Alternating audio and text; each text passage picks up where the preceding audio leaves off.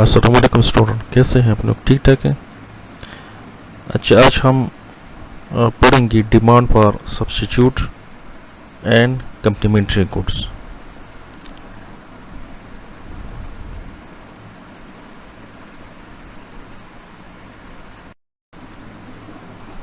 अच्छा, first of all पढ़ते हैं डिमांड फॉर सब्स्टिट्यूट गुड्स। आप लोगों को पता है कि सब्स्टिट्यूट गुड्स वो गुड्स होते हैं जो एक दूसरे की जगह इस्तेमाल हो सकते हैं। ठीक है। सब्स्टिट्यूट गुड्स की कीमतों में चेंजेस से डिमांड पर भी असर पड़ता है, क्योंकि ये डिमांड करो का शिफ्टिंग फैक्टर है और नॉन प्राइस फैक्टर, और इसको हम डिटर्मिनेंट्स भी कहते हैं। ठीक है। गुड्स और सब्स्टिट्यूट,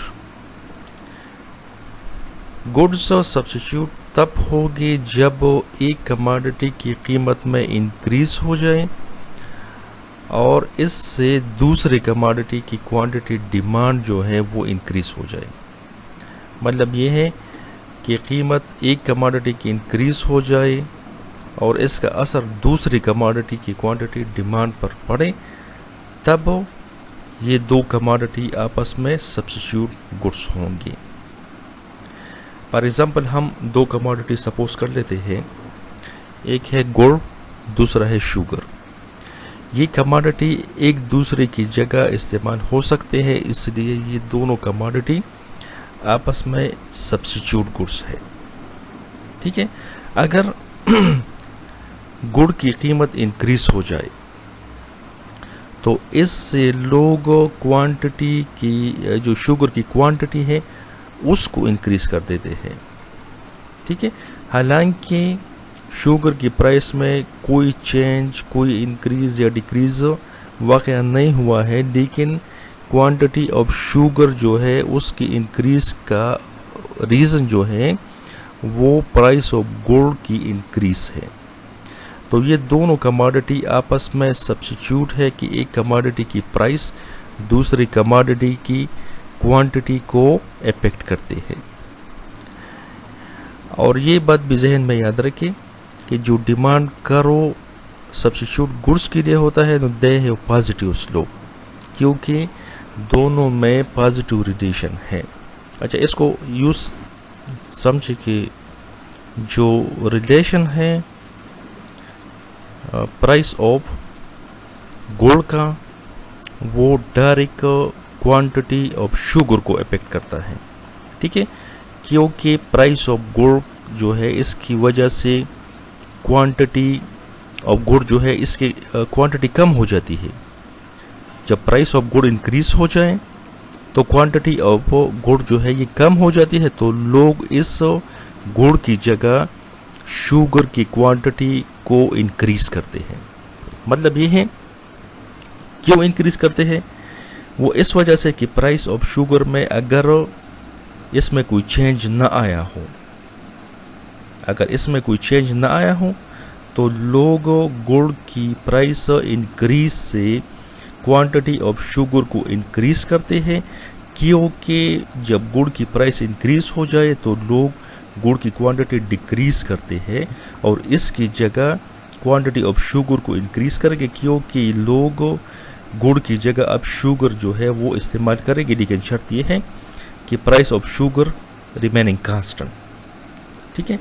तो इसको हम फंक्शन फॉर्म में यू पढ़ते हैं कि quantity of sugar is the function of price of गुड़, या क्वांटिटी ऑफ गुड़ is the function of price of sugar. दोनों ये भी एक दूसरे के साथ कनेक्टेड हैं। Price of sugar quantity of गुड़ के साथ कनेक्टेड है। ठीक है।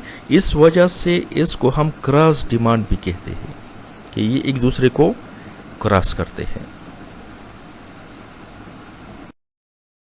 अच्छा, टेबल और ग्राफ में हम इसको यू समझ सकते हैं कि टेबल को देखिए, उसमें प्राइस ऑफ गुड़ है।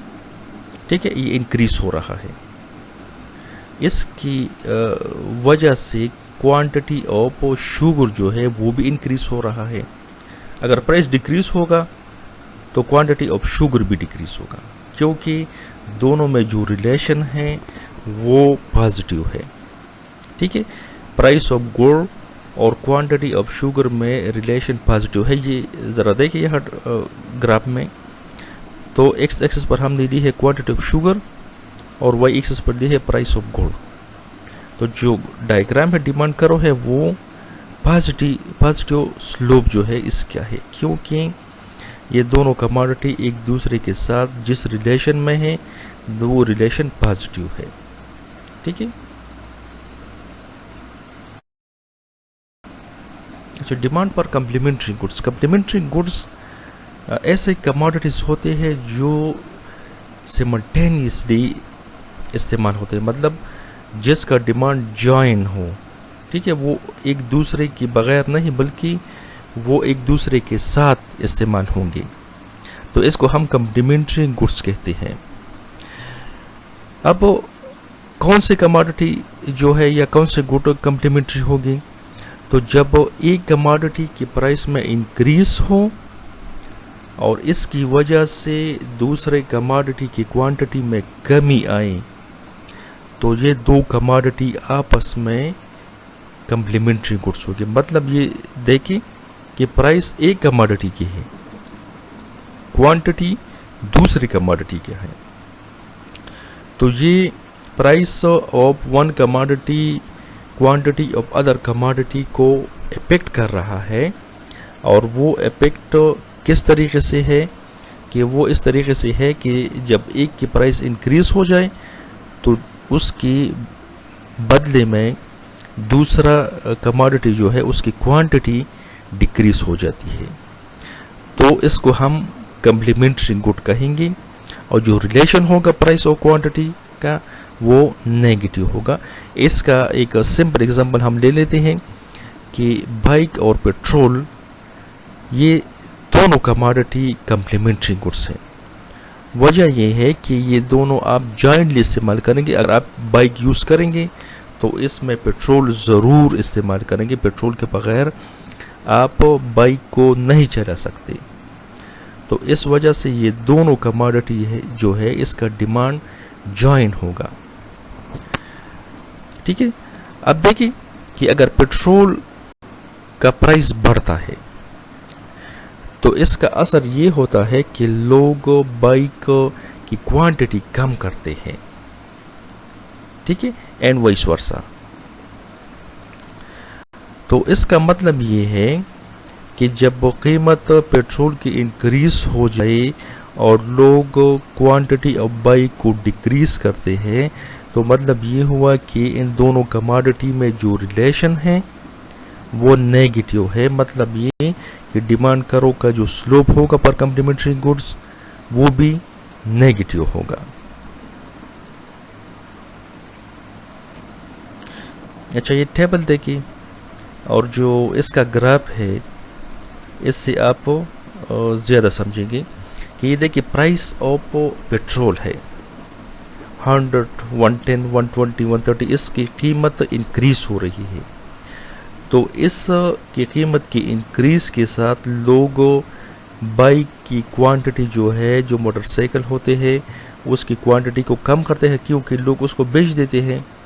पेट्रोल महंगा हो गया, अब लोगों के जो वसाइल हैं उससे ये बाहर हो गया, तो वो क्या करेंगे, वो बाइक को बेच देंगे। लेकिन अगर पेट्रोल की कीमत कम होना शुरू हो जाए तो लोग जो है बाइक को ख़रीदना शुरू कर देते हैं।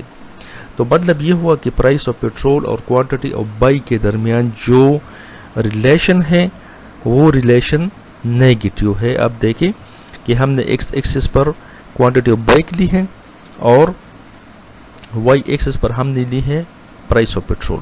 प्राइस ऑफ पेट्रोल बढ़ती है तो क्वांटिटी ऑफ बाइक जो है वो कम होती है। इस वजह से जो डिमांड करो है उसका स्लोप नेगेटिव है।